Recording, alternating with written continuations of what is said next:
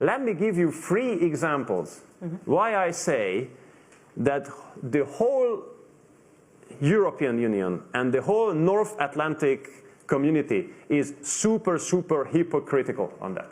There's a huge hypocrisy in this regard. Specifically on the sanctions. Yeah, and on this whole relationship with Russia. Just three quick instances. First, I'm personally responsible in the government for the construction of the new nuclear power plant in Hungary. On nuclear, we are on the same page with United Kingdom, maybe not on the fact that we are working together with the Russians on that, but on nuclear, we are on the same side. So in 2014, we signed a contract with the Rosatom, which is the Russian nuclear energy company, to build a nuclear power plant for us, okay? We are now building the nuclear power plant, the land preparation, everything is going on. Russians, okay? If I take you to the site tomorrow, you will see huge works going on, but you will see American, German and French subcontractors working on the site, paid by the Russians to work there.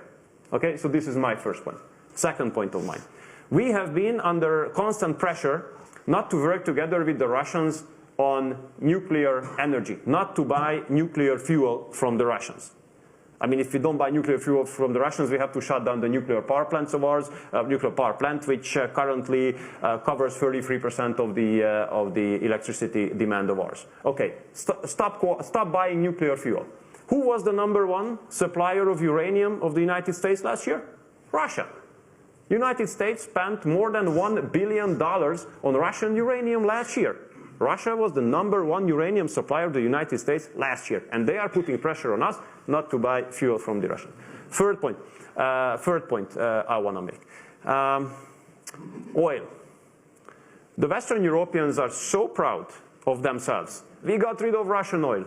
You Central Europeans, you could not make it. You know, that's how much we are better than you. You know, we got rid of Russian oil.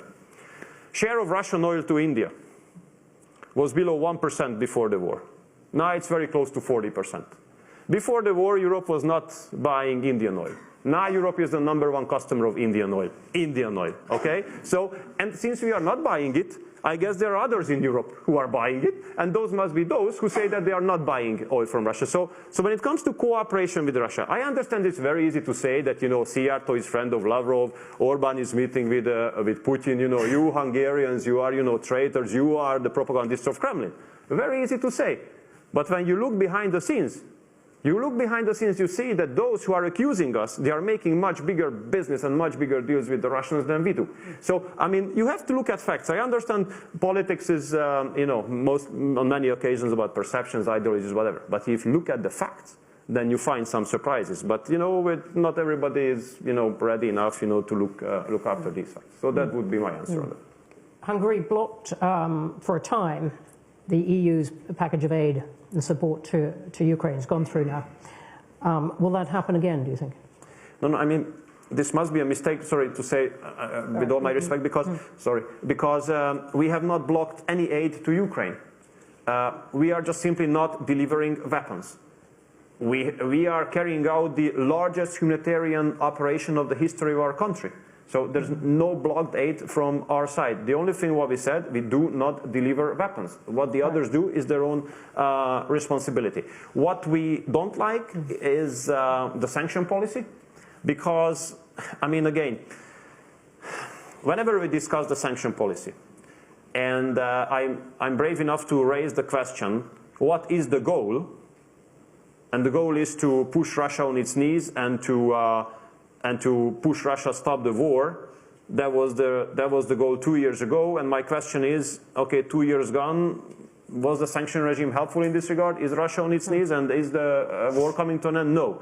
And when I say, okay, then let's look at the impacts on us, then instead of making a thorough analysis, the answer I get that you are the propagandist of Kremlin or friend of the Russians, period. So this is the way of rational debates currently in the European Union. But the sanctions policy have put a lot of harm on the European economies. I mean, look at us, for example. Look at us. I mean, our inflation rate has skyrocketed to 27% last year.